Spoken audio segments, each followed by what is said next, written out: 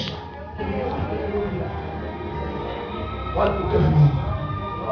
Diga para ele: você, eu acredito que você já perdeu algumas batalhas.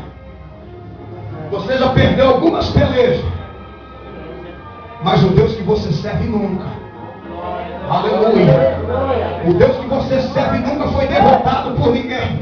Tudo que se levantou caiu. Tudo que se opôs foi humilhado. E eu estava ali sentado, eu li aquela frase ali.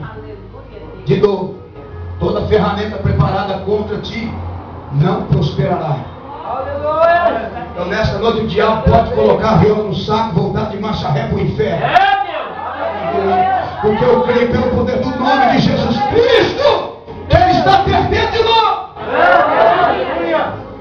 Está sendo derrotado de novo. Está sendo envergonhado de novo. Por quê? Porque ainda existem ungidos dele na terra. Ainda existem pessoas que creem, que acreditam.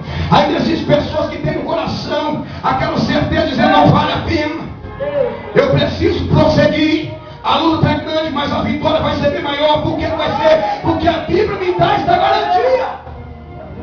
Quem tem Bíblia aí? Pega ela na sua mão, levanta ela para cima.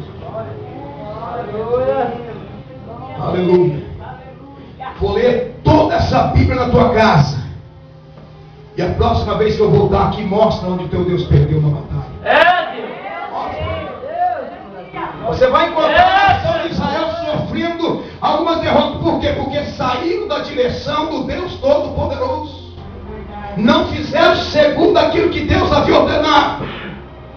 Deus dizia: não faça, eles faziam. Não pega, eles pegavam. Não leva esse utensílio, eles levavam. Jeová.